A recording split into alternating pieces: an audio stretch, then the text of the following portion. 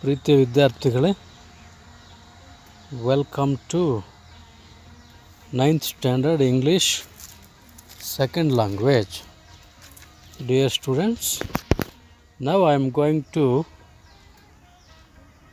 start prose lesson in Unit 1, The Enchanted Pool.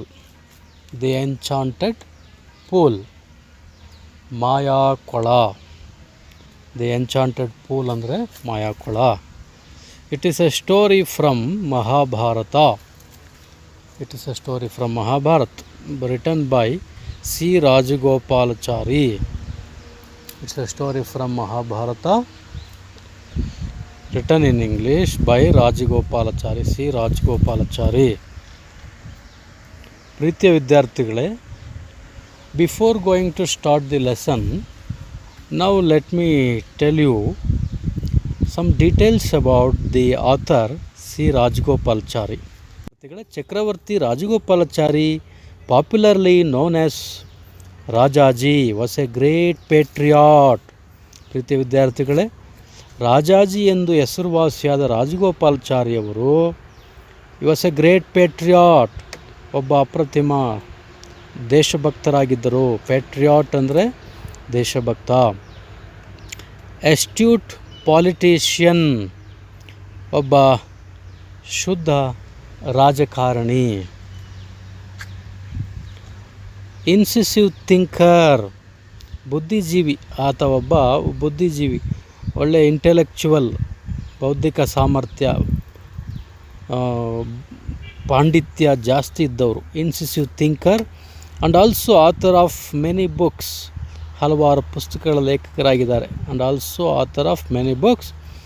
His popular books are on Bhagavadgita, the Upanishads, Ramayana and Mahabharata. In Mahabharata he displays his inimitable flair for telling stories and applying their moral principles to modern times. ಪ್ರತಿ ಮಕ್ಕಳೇ, ಈಗ ಈ story, ಈ ಪಾಠ ಪ್ರಾರಂಭ ಮಾಡುವ ಮುಂಚೆ ಒಂದಷ್ಟು ಆ್ಯಕ್ಟಿವಿಟಿ ಇದ್ದಾವೆ. ಅವುಗಳು ಏನು ಅಂತ ನೋಡೋಣ. ಬಿಫೋರ್ ಯು ರೀಡ್ ಅಂತ ಇದೆ ನೋಡಿ ಮಕ್ಕಳೇ. Before you read, when we talk about people we discuss their qualities. The box given below has some words which describe people. ನಾವು ಜನಗಳ ಬಗ್ಗೆ ಮಾತಾಡುವಾಗ ಅವರ ವ್ಯಕ್ತಿತ್ವದ ಬಗ್ಗೆ, ಅವರ ಗುಣಗಳ ಬಗ್ಗೆ ಮಾತಾಡ್ತೀವಿ. ಈ ಬಾಕ್ಸಲ್ಲಿ ಸಮ್ ವರ್ಡ್ಸನ್ನು ಕೊಡಲಾಗಿದೆ. ವಿಚ್ ಡಿಸ್ಕ್ರೈಬ್ ಪೀಪಲ್, ಜನಗಳನ್ನು, ಮನುಷ್ಯರನ್ನು ವರ್ಣನೆ ಮಾಡುವಂಥದ್ದಿದೆ ಅದರಲ್ಲಿ. Which describe people. Sit in small groups, ಚಿಕ್ಕ ಚಿಕ್ಕ ಗುಂಪುಗಳಾಗಿ ಕುಳಿತುಕೊಳ್ಳಿ. ಆ್ಯಂಡ್ ಕ್ಲಾಸಿಫೈ ದೆಮ್, ವರ್ಗೀಕರಿಸಬೇಕು ಅವನ್ನು. ಹೇಗೆ? ಕ್ಲಾಸಿಫೈ ದೆಮ್ ಅಂಡರ್ ಡಿಸೈರಬಲ್, ಒಳ್ಳೆಯ ಗುಣ, ಅಪೇಕ್ಷಣೀಯ ಗುಣ, desirable. And not so desirable, ಅನಪೇಕ್ಷಣೀಯ ಅಂತ ಎರಡು ಭಾಗ ಮಾಡಬೇಕು ನೀವು, ಎರಡು ವರ್ಗೀಕರಣ.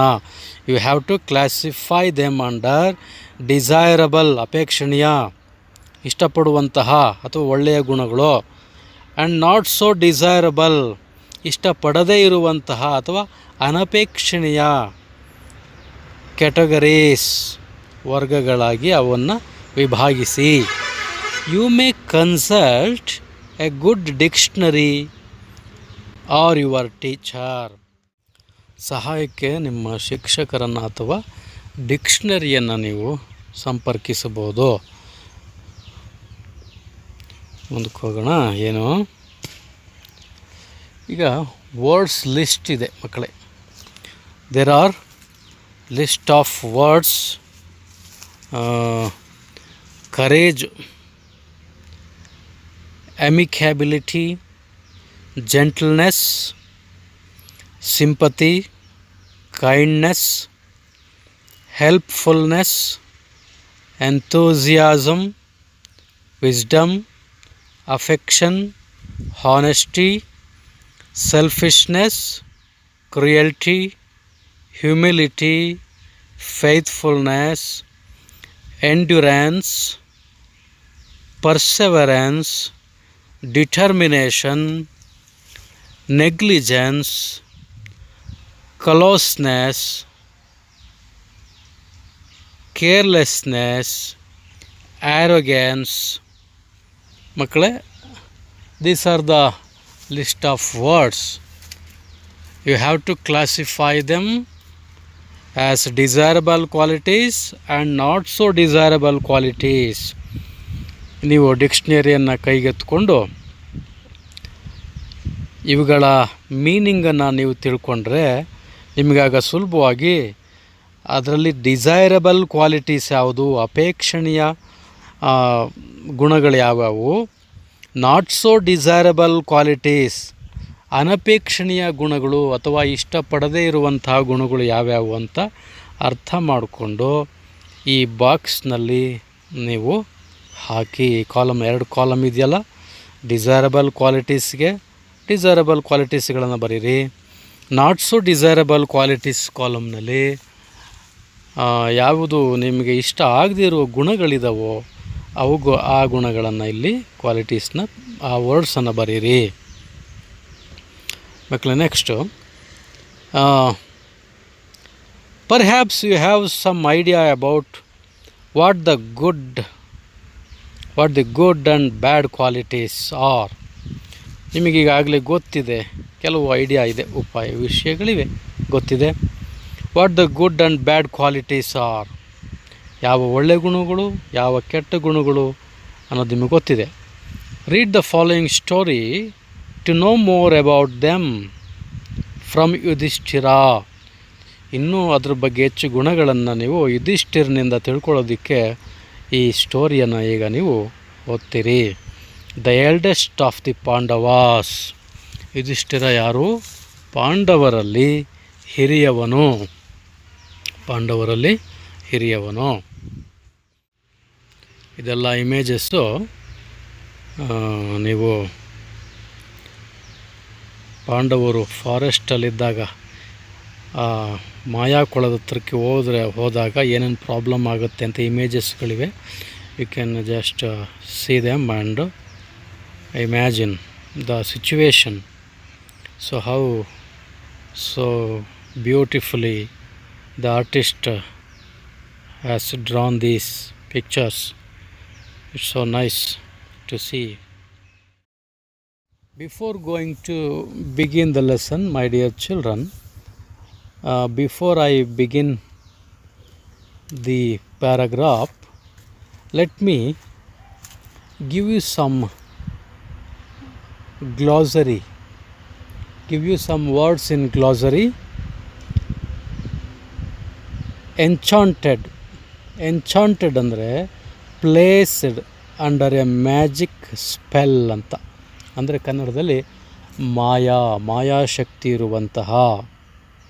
ನೆಕ್ಸ್ಟ್ ಕ್ರೇನ್ ಅಂದರೆ ಏನು? A white bird with a long legs and a long neck. ಉದ್ದವಾದ ಕಾಲುಗಳು ಮತ್ತು ಉದ್ದವಾದ ಕುತ್ತಿಗೆ ಇರುವಂತಹ ಪಕ್ಷಿ. ಅಂದರೆ ನೀವು ಕೊಕ್ಕರೆ ಅಂತ ತಿಳಿದುಕೊಳ್ಬೋದು, ಕೊಕ್ಕರೆಗಳು. ಕ್ವೆಂಚ್ ಅಂದರೆ satisfy thirst by drinking something. ದಣಿವಾರಿಸಿಕೊಳ್ಳುವುದು ಅಂದರೆ ನೀರನ್ನು ಕುಡಿದು ಬಾಯಾರಿಕೆಯನ್ನು ಇಂಗಿಸಿಕೊಳ್ಳುವುದು. ಕ್ವೆಂಚ್ ಅಂದರೆ satisfy thirst by drinking something. Next quiver ಅಂದರೆ ಕೇಸ್ ಫಾರ್ ಆ್ಯರೋಸ್ ಅಂದರೆ ಬತ್ತಳಿಕೆ.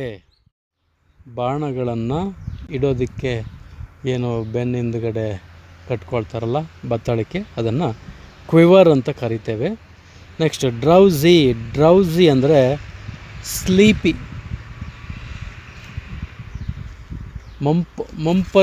ಮಂಪರು ಅಂತ ಅಥವಾ ನಿದ್ರೆ ಬರುವಂತಹ ಸ್ಥಿತಿ. ನೆಕ್ಸ್ಟ್ ಮಕ್ಕಳೇ, ಟು ಆಲ್ ಅಪಿಯರೆನ್ಸ್ ಡೆಡ್ ಅಂದರೆ they seem to be dead but not really so. ಸತ್ತಂತೆ ಬಿದ್ದಿರ್ತಾರೆ, ಆದರೆ ನಿಜವಾಗಿಯೂ ಸತ್ತಿರುವುದಿಲ್ಲ ಅಂತ. ಟು ಆಲ್ ಅಪಿಯರೆನ್ಸ್ ಡೆಡ್ ಅಂತ. ಮತ್ತು ನೆಕ್ಸ್ಟ್ ವರ್ಡ್ ಮಕ್ಕಳೇ, ಗ್ಲಾಸರಿಯಲ್ಲಿ ನೆಕ್ಸ್ಟ್ ವರ್ಡ್ ಹೀಡ್. ಹೀಡ್ ಅಂದರೆ to pay careful attention to somebody's advice or warning. ಗಮನ ಹರಿಸು ಅಥವಾ ಗಮನ ಕೊಡುವುದು. ಹೀಡ್ ಅಂದರೆ to pay careful attention to somebody's advice or warning. Next drop down. Drop down ಅಂದರೆ ಫಾಲ್ ಡೌನ್ ಅಂತ, ಬೀಳುವುದು. ನೆಕ್ಸ್ಟ್ ಬೀಳುವುದು ಅಥವಾ ಕುಸಿಯುವುದು. Next heart broken, extremely sad ಅಂತ. ಹೃದಯ ಹೊಡೆದೋಯ್ತು ಅಂತಂದರೆ ಏನು, ತುಂಬ ದುಃಖಿತನಾದ, extremely sad. Next word avenge. Avenge ಅಂದರೆ to do something to hurt or punish somebody, ಅಂದರೆ ಶಿಕ್ಷೆಯನ್ನು ನೀಡುವುದು ಅಥವಾ ಸೇಡು ತೀರಿಸಿಕೊಳ್ಳುವುದು, ಅವೆಂಜ್ ಅಂತ. Next overwhelm. ಓವರ್ವೆಲ್ಮ್ ಅಂದರೆ strong emotional effect that one feels and does not know how to react. ಅಂದರೆ ಏನು ಮಾಡಬೇಕೆಂದು ತೋಚದ, ಏನೂ ತೋಚದಂತಹ ಸ್ಥಿತಿ. ಏನು ಮಾಡೋದಾಗದಂತಹ ಸ್ಥಿತಿ, ಏನು ಮಾಡಬೇಕು ಅಂತ ಗೊತ್ತಾಗದಂತಹ ಸ್ಥಿತಿ ಓವರ್ ವೆಲ್ಮ್ ಅಂದರೆ. ಆಮೇಲೆ ಮತ್ತೆ ಗ್ಲಾಸರಿಲಿ ಇರೋ ನೆಕ್ಸ್ಟ್ ವರ್ಡ್ಸು ಏನು, ಆ್ಯಂಕ್ಷಿಯಸ್. ಆ್ಯಂಕ್ಷಿಯಸ್ ಅಂದರೆ ವರೀಡ್, ಚಿಂತಿತನಾದ, ಚಿಂತಾಕ್ರಾಂತ. Next defiance. ಡೆಫಿಯನ್ಸ್ ಅಂದರೆ open refusal to obey somebody or something, ಅಂದರೆ ಪ್ರತಿರೋಧ, ಹೇಳಿದ್ದನ್ನು ಕೇಳದಂತಹ. ಡೆಫಿಯನ್ಸ್ ಅಂದರೆ open refusal to obey somebody or something. Next Yaksha. Yaksha ಅನ್ನುವುದೇನು, semi divine being. Semi divine, ಅರೆ ದೈವಿಕ ಶಕ್ತಿ ಉಳ್ಳಂಥದ್ದು. ದೈವಿಕ ಶಕ್ತಿ ಆದರೆ ಪೂರ್ತಿ ಅಲ್ಲ, ಸೆಮಿ. ಸೆಮಿ ಅಂದರೆ ಅರ್ಧ. ದೈವಿಕ ಶಕ್ತಿ ಇದೆ ಆದರೆ ಪೂರ್ತಿ ಅಲ್ಲ, ದೇವಮಾನವ ಅಂತೀವಲ್ಲ ಹಾಗೆ ಯಕ್ಷ. Next redeem. ರಿಡೀಮ್ ಅಂದರೆ to make a bad situation better, ಪರಿಸ್ಥಿತಿಯನ್ನು ಸುಧಾರಿಸುವುದು, ಕೆಟ್ಟದ್ದರಿಂದ ಒಳ್ಳೆಯದರ ಕಡೆಗೆ. ರಿಡೀಮ್ ಅಂದರೆ ಸುಧಾರಿಸು, to make a bad situation better. Next nobly sustaining. Nobly sustaining ಅಂದರೆ ಜೆಂಟ್ಲಿ ಸಪೋರ್ಟಿಂಗ್, ಏನು ಒಳ್ಳೆಯ ರೀತಿಯಲ್ಲಿ ಸಪೋರ್ಟ್ ಮಾಡುವುದು, ಬೆಂಬಲಿಸುವುದು, ಆತ್ಮೀಯವಾಗಿ ಬೆಂಬಲಿಸುವುದು, ಜೆಂಟ್ಲಿ ಸಪೋರ್ಟಿಂಗ್ ಅಂತ. Next verily. ವೆರಿಲಿ ಅಂದರೆ ರಿಯಲಿ ಅಂದರೆ ನಿಜವಾಗಿಯೂ. ವೆರಿಲಿ ಅಂದರೆ ನಿಜವಾಗಿಯೂ. ರಿವೈವ್. ರಿವೈವ್ ಅಂದರೆ ಟು ಬ್ರಿಂಗ್ ಬ್ಯಾಕ್, ಮರಳಿ ತರುವುದು, ವಾಪಸ್ ತರುವುದು ಅಂತ, ಟು ಬ್ರಿಂಗ್ ಬ್ಯಾಕ್ ಅಂತ. ಆಮೇಲೆ ಬೆರೀವ್. ಬೆರೀವ್ ಅಂದರೆ ಡಿಪ್ರೈವ್, ಅಂದರೆ ನಷ್ಟ ಅನುಭವಿಸುವುದು, ಮೋಸವಾಗುವುದು, ನಷ್ಟ ಅನುಭವಿಸುವುದು, ಅನ್ಯಾಯವಾಗುವುದು ಅಂತ ತಿಳ್ಕೊಳ್ಳಿ. ಓಕೆ, ಬೆರೀವ್ ಅಂದರೆ ಡಿಪ್ರೈವ್. ಆಮೇಲೆ ಪ್ರೋವೆಸ್. ಪ್ರೋವೆಸ್ ಅಂದರೆ great skill at doing something, ಕೌಶಲ ಅಂದರೆ ಯಾವುದಾದ್ರೂ ಒಂದು ಕೆಲಸವನ್ನು ಮಾಡೋದ್ರಲ್ಲಿ ನಿಪುಣ. ಕರೆಕ್ಟ್ ಪದ, ನಿಪುಣ. ಪ್ರೋವೆಸ್ ಅಂದರೆ ನಿಪುಣ, ನಿಪುಣತೆ, ನೈಪುಣ್ಯತೆ. Next bereaved. ಬೆರೀವ್ಡ್ ಅಂದರೆ a person is bereaved if a relative or close friend has just passed away. ಏನು ಅದೇ ನಷ್ಟ ಅಂತ ಹೇಳಿದ್ನಲ್ಲ, ಬೆರೀವ್ ಅಂದರೆ ನಷ್ಟವಾಗುವುದು, ಯಾರನ್ನಾದರೂ ಕಳೆದುಕೊಳ್ಳುವುದು. A person is bereaved if his relative or close friend has just passed away. ಯಾರಾದರೂ ಹತ್ತಿರದವರು ತೀರ್ಕೊಂಡಾಗ ನಾವು ಹೇಗೆ ನಾವು ಏಕಾಂಗಿ ಆಗಿಬಿಡ್ತೀವೋ, ಅವರನ್ನ ಕಳೆದುಕೊಳ್ತೀವೋ, ಅಂದರೆ ಶೂನ್ಯದ ಸ್ಥಿತಿ ನಿರ್ಮಾಣ ಆಗುತ್ತೋ ಅಂತಹ ಪರಿಸ್ಥಿತಿ. ಮಕ್ಕಳೇ, ನೋಟ್ಸಲ್ಲಿ ಬರೆಯುವಾಗ ಈ ಗ್ಲೋಸರಿ ವರ್ಡ್ಸ್ನ ಬರೆಯುವಾಗ ಇಂಗ್ಲೀಷ್ ಟು ಇಂಗ್ಲೀಷ್ ವರ್ಡು ಮೀನಿಂಗ್ಸ್ಗಳನ್ನ ಬರೆದ ನಂತರ ಕನ್ನಡ ಮೀನಿಂಗನ್ನು ಕೂಡ ಆ ವರ್ಡ್ಸ್ ಮುಂದೆ ಬರೆಯೋದನ್ನು ಮರಿಬೇಡಿ. ಪ್ರೀತಿ ಮಕ್ಕಳೇ, ಮೈ ಡಿಯರ್ ಸ್ಟೂಡೆಂಟ್ಸ್, ನಾವು year is given the background of the story. ಈ ಎನ್ಚಾಂಟೆಡ್ ಪೂಲಲ್ಲಿ ಬರುವಂಥ ಸ್ಟೋರಿ ಏನಿದೆ, ಅದು ಆ ಕಥೆಯ ನಡೆಯುವ ಬ್ಯಾಕ್ಗ್ರೌಂಡ್ ಸ್ಟೋರಿಯನ್ನು ಇಲ್ಲಿ ಕೊಟ್ಟಿದ್ದಾರೆ. ಯಾವ ಕತೆ ಆದ ನಂತರ ಇದು ಬರುತ್ತೆ ಅನ್ನೋದಕ್ಕೋಸ್ಕರ ಈ ಸ್ಟೋರಿ ಬ್ಯಾಕ್ಗ್ರೌಂಡ್ ಹೀಗಿದೆ. In the Mahabharata the Pandavas lost everything in the game of dice. Mahabharata ಕಥೆಯಲ್ಲಿ ದಿ ಪಾಂಡವಾಸ್ ಲಾಸ್ಟ್ ಎವ್ರಿಥಿಂಗ್, ಪಾಂಡವರು ಎಲ್ಲವನ್ನು ಕಳೆದುಕೊಳ್ತಾರೆ. ಯಾವುದರಲ್ಲಿ? In the game of dice, ಪಗಡೆ ಆಟದಲ್ಲಿ, ದ್ಯೂತದಲ್ಲಿ, ಜೂಜಾಟದಲ್ಲಿ.